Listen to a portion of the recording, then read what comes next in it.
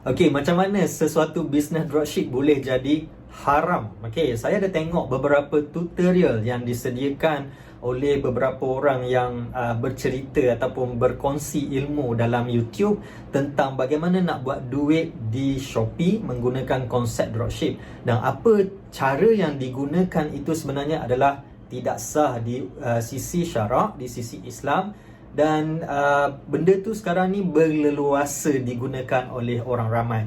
So, apakah caranya? Apakah yang mereka buat? Jom kita tengok.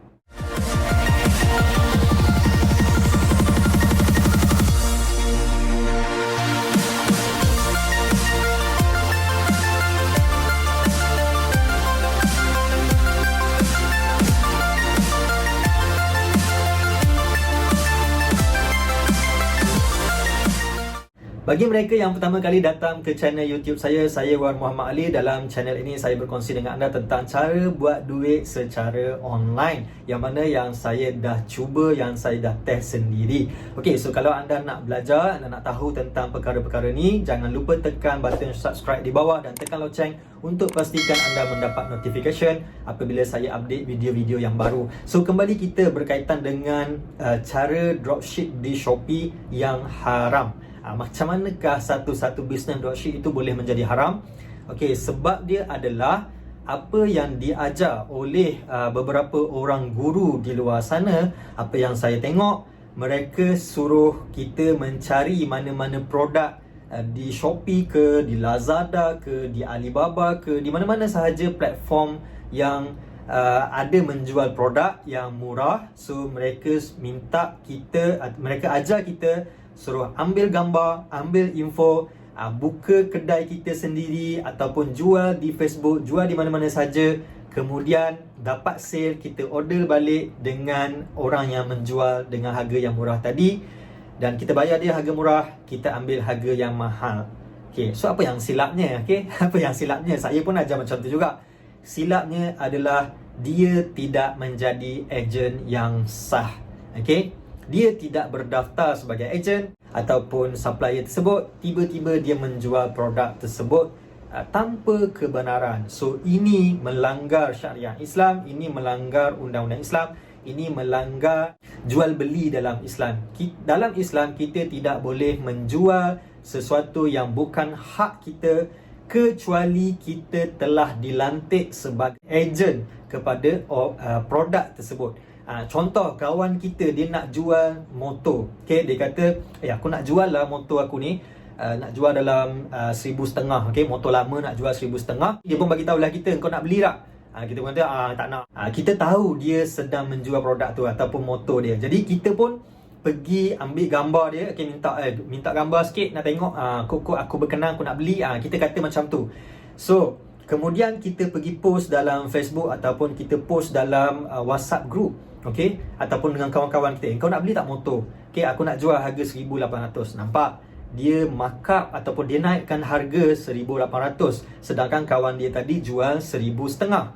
Okey, so kita ambil untung atas angin sebanyak RM300 tanpa pengetahuan daripada owner motor tadi, sahabat kita tadi. Dia tak tahu pun kita ambil untung. So, kita pun pergi iklan, kita pergi menjual, kemudian ada kawan kita beli. Okay, ada kawan yang lain beli. So, dengan harga RM1,800. So, kita pun bagi tahu kawan kita, aku nak belilah motor tu. Kita pun bayar dekat kawan kita ni harga RM1,500. Dia pun okey lah jual kat kita kan. So, bila dia jual kat kita, kita bayar dia RM1,500. Kita bagi motor tu pada kawan yang membeli dengan kita tadi. Okay, so kita dapat untung RM300. Konsep bisnes ini haram. Sebab apa? Sebab ambil untung atas angin, ambil untung tanpa kebenaran daripada pemilik motor tersebut.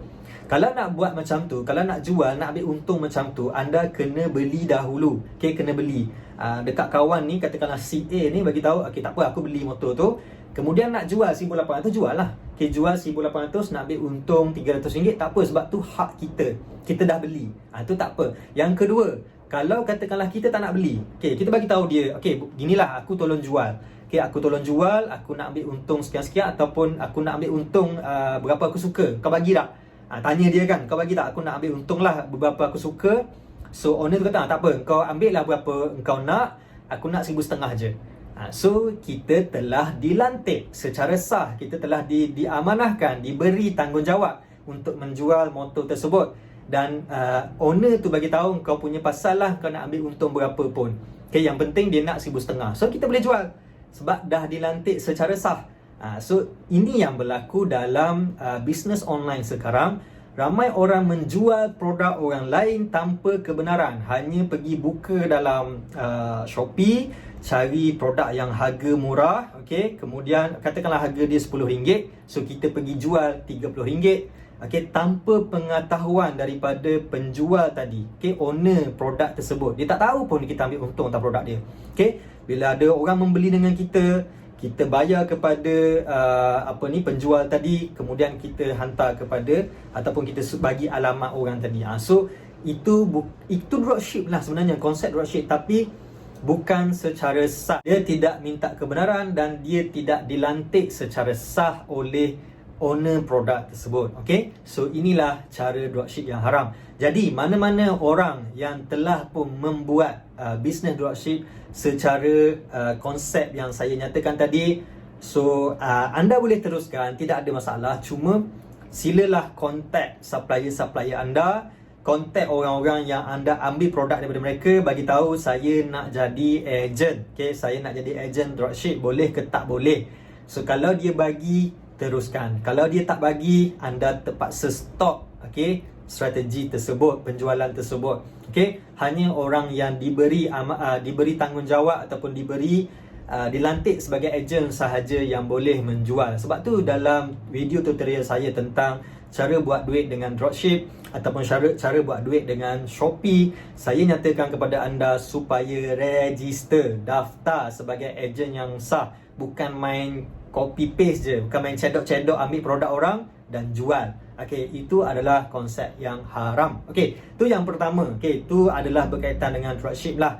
Satu lagi apa yang saya tengok, ramai orang menjual e-book orang lain, menjual movie orang lain, sampai berlaku isu Shopee ataupun penjual tersebut kemungkinan akan disaman oleh Persatuan Filem Malaysia, okey, dan FINAS sendiri sedang menyiasat kenapa dalam Shopee ada jual filem-filem, okey, movie orang lain tanpa kebenaran dengan harga RM1, RM2, RM5. Dia boleh jual dengan harga yang begitu murah, okey, tanpa kebenaran, bukan dia punya. Okey, dia boleh jual e-book orang lain, buku orang lain, dia pergi scan balik, okey, komik lah, ada yang menjual komik, dia scan, lepas tu dia jual.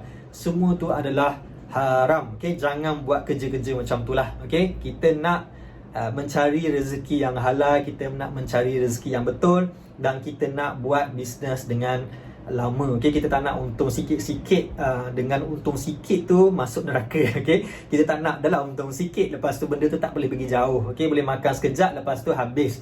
Kalaulah dijatuhkan hukuman, kena penjara ke apa, lagi teruk kan. So kalau kena bayar saman, lagi teruk. Okey, so jangan buat benda-benda yang boleh menyebabkan kita dahlah bisnes tu untung sikit, lepas tu disaman lagi di dunia dah kena, di akhirat pun kena juga. Okey, so saya harap dengan video ni anda faham serba sedikit tentang konsep dropship yang halal, okey, konsep dropship yang haram yang diajar banyak dalam video-video YouTube di luar sana. Okey, sehingga jumpa lagi dalam video-video yang akan datang.